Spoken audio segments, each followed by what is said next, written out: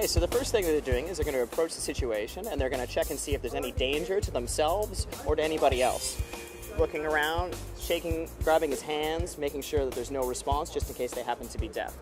Now, he sent Amy off to go get some help. And from there, he's going to check and see if there's anything in his airway that may prevent them from being able to breathe. From there, he's going to check and see if they are actually breathing at all. So he's listening, see if he can hear any breathing, and he's looking at the chest. Now he's moved on to doing compressions to try and get the blood circulating through the body. Okay, so one of the important things to remember about doing compressions is 1/3 the depth of the chest. Whether it's an adult, a child, or an infant, it's still just 1/3 the depth.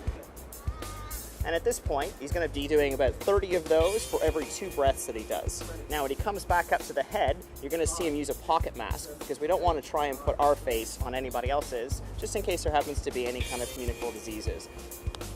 It's personal protective equipment. So he's giving it 2 breaths. He's making sure that the chest actually rises each time.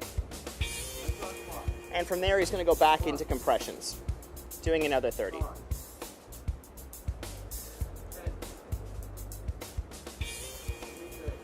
So what our other rescuer right now is going off and doing is grabbing other equipment that we might need.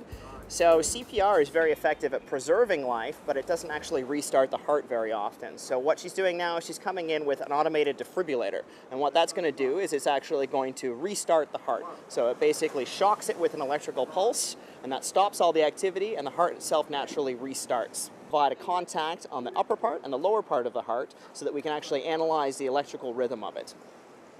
So she's just applying them to both locations. And then from there, the machine itself is going to say analyzing. So what this means is it's not actually possible for you to shock a person who has a normal heart rhythm. These are very easy machines to use. They're located everywhere, and we'd love everybody to get used to it. You can see that it's analyzing now. The shock has been advised. You can hear the capacitor charging in the background. Once it's fully charged, she's going to look around and make sure that there's nobody touching the individual because they would also get shocked. Then she's going to press the shock button after checking that it's safe. And from there, oftentimes the patient will actually recover quite well. So they've checked for signs of life. The patient is now responding. They're going to roll him over in order to put him in a comfortable recovery position. So this has just been a demonstration of CPR, but it's really important that everybody realizes this is really quite easy to do, and we strongly encourage everybody to give it a go. All right, you could save a person's life. It could be your mother, it could be your brother, it could be a random member of the public who's also somebody's mother or brother. So one of the things that we'd like to encourage is if you want to learn more about CPR is contact Surf Life Saving Australia.